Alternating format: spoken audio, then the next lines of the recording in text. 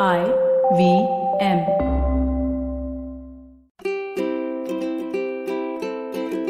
Hello and welcome to the Habit Coach podcast. I am Ashdin Doctor, your habit coach. And today in the hot seat, we have Sujit. Sujit says, for a lot of people, self-worth is linked to personal performance. When self-worth is connected to performance, it is mostly unstable and weak. How do we de-link it with the two? And this is so true, Sujit. Every time we think about, the way that we're performing, etc., it's always in comparison to somebody else. Whenever you think of performance, you need a benchmark for that performance. So it's always me versus someone else. And hence we start associating it with our self-worth because our sense of identity is so strong. Very often we don't go beyond our sense of self. We don't get a chance to look beyond ourselves. We only look right or left at who's the next competitor next to me. And that is only the way that our mind is wired. So instead of doing that, Sujit, what we have to learn is something completely different. And Sujit, it's so funny that you asked this question today because I was just listening to an audiobook called The Courage of Being Disliked. And in The Courage of Being Disliked, it's a discussion between a student and a philosopher. And the philosopher is saying this to the student. He's saying that we often have a negative self-worth because we're constantly comparing ourselves with people around us. And there will always be someone better than us, further away from us, more aware than us, longer away from us than on the journey that we're on. And as a result, whenever we think of ourselves in performance mindsets, we're always thinking as competition. Either you win or I lose, right? Instead, what we have to do is we have to change the way that we think. We have to ask ourselves, how can I be of service?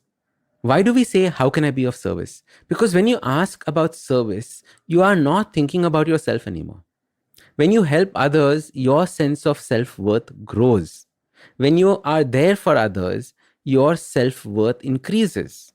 When you are showing compassion, when you're doing things for others, your self-worth only keeps increasing and increasing. But every time you start thinking about yourself and you say, what is in it for me when you're doing something for others or any aspect of life, even with work or your relationships, every time you ask, what am I getting out of this? Your self-worth decreases. And the reason this happens is whenever you're asking, what is in it for me? You feel that there is a lack in you, which is why you need that thing. But if you're giving things, you never give from a place of lack because you can't give when you don't have something, right? So you're always giving from a place of plenty. That means your self-worth has risen to the point where you're giving. Instead, when you're taking, it means you don't have enough. You can draw parallels with this beautiful line that says that being rich or poor is not a matter of the amount of bank balance that you have in your bank, but it is the amount of money that you feel you need. A rich person doesn't feel that he needs more money. And that is the way to start thinking about this.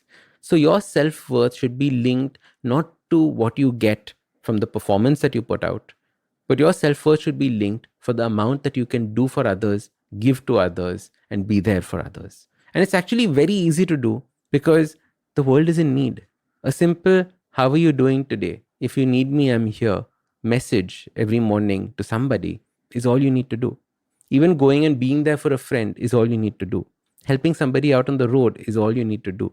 A simple thing like opening a door for somebody is all you need to do.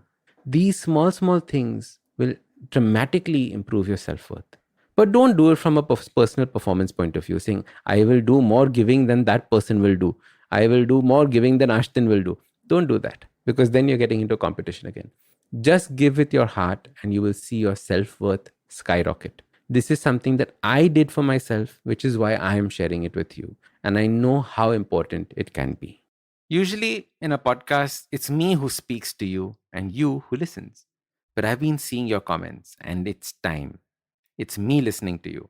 Following the overwhelming success of this podcast, the good folks at IVM Podcast Network have decided to come up with a Kannada adaptation of the show for those who prefer listening to it in that language.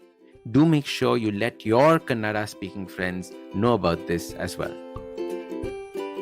So start these habits and share with us your progress using the hashtag #TheHabitCoach. If you like this podcast, don't forget to check out other interesting podcasts on the IVM network. You can listen to us on the IVM Podcast app or ivmpodcast.com. You can also follow us on social media. We are at IVM Podcasts on Twitter and Instagram. If you want to reach out to me, I am Ashdin Doc on Twitter and Instagram. You can find lots more information on my website, awesome180.com, or check out different content on my YouTube channel called AWESOME 180. That's Awesome 180. Hey everybody, it's been another great week on the IVM Podcast Network. On Advertising is Dead, Varun talks to Hitesh Dhingra, founder of The Man Company. They take a look at how the male grooming industry has evolved. On The Longest Constitution, Priya explores the states of women's rights with respect to their bodies, contraception, and abortion. On Audio Gyan, Kedar meets user researcher Dharmesh Ba. They talk about the significance that research and insight bring to an organization.